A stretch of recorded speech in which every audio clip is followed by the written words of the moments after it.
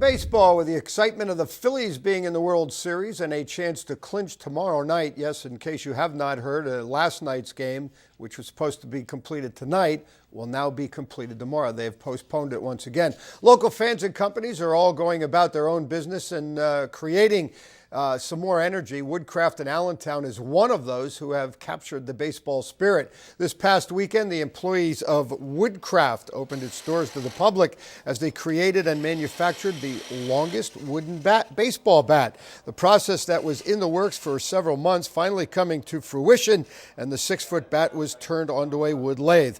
Watching the MLB playoffs, the players' bats are about 3 times smaller than this creation. All the excitement has created some fun and an interesting day. Last year we had an idea to turn the biggest bat in the Lehigh Valley, and I got together with Rod Burrows, representative from Rycon Power Tools in Massachusetts, and he said he was willing to come down and turn the bat on their mini lathe with 3 bed extensions on it, which normally you're not going to be doing with a bat this size. It really took momentum when the Phillies got into the World Series. We had been talking about doing a bat demo for a while now, and when they got into the series, then it really took off. What we did was take a model bat and take 10 stations and measure the diameter of that bat and then scale it up to a maximum 6 1/4 inches diameter, which is what we're using here, and then put a parting cut in to that diameter at that station. So we had 10 spots along the bat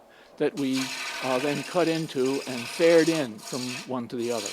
It's sort of like putting in a lot of dots and then connecting the dots, having to take off the wood down to those dots. Louisville Slugger, they do it. They still have craftsmen that do it manually for major league players because they want specific sizes of the handles and the barrel sizes.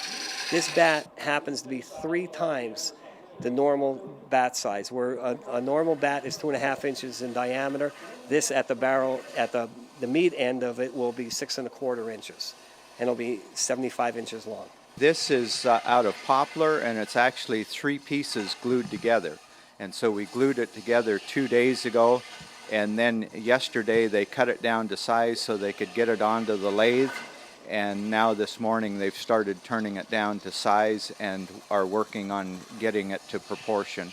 This project, well, as you may have heard, the hardest part was getting the wood to a shape that you could get on the lathe. The turning has been really easy. The secret is a sharp tool, and wish we'd had a longer tool rest so that we could have made more sweeping cuts, but the little tool rest was fine for that size lathe, and it's been easy, been a piece of cake. It's going to be on display here for a while, and then beyond that, I'm not sure where it's going to go.